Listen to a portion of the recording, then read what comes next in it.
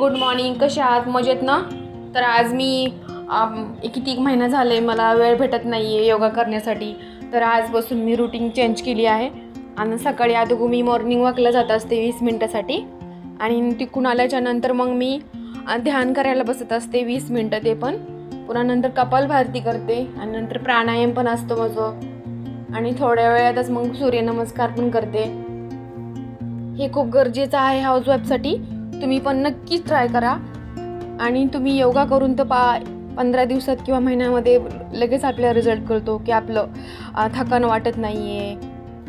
काय आपल्या समस्या असतात ना त्या पण दूर होतात हाऊसवाईफसाठी. तुम्ही नक्की ट्राय करून पहा. 15 दिवसांमध्येच रिझल्ट कळतो. आणि आपल्या मागं किती दिवसभर दगदग असते, त्याच्यामुळे आपल्याला खूप गरजेचा असतो योगा. आणि योगा जरी नाही जमला तुम्ही फक्त 20 मिनटं किंवा 10 मिनिट मॉर्निंग वॉकला पण वेळ द्या. आणि मेडिटेशन तर खूप गरजेचं आहे. त्यांना आपली सकारात्मक ऊर्जा वाढते, ते पण खूप आवश्यकता आहे.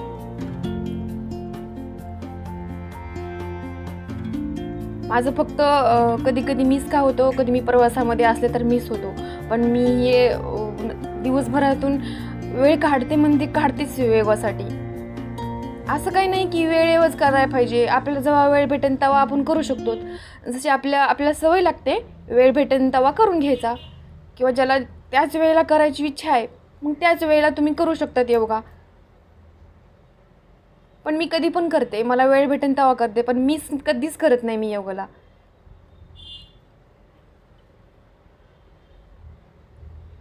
मी आज 5-6 म्हणजे 2016 योगा करते. म्हणजे मला योगाचं आता महत्त्व कळायला लागलं की योगा खूपच महत्त्वाचा आहे आपल्या लाईफसाठी.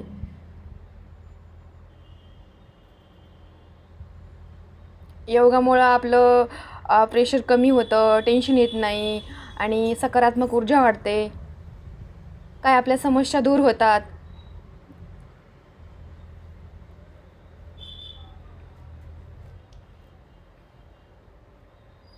आणि मी मॅट नाही घेतलं कारण मला मॅट आवडत नाही आहे खाली घेण्यासाठी. मॅट घेतल्यानंतर मला म्हणजे थोडंसं कम्फर्टेबल नाही वाटत, त्याच्यामुळे मॅट घेत नाही मी योगा मॅट खालती.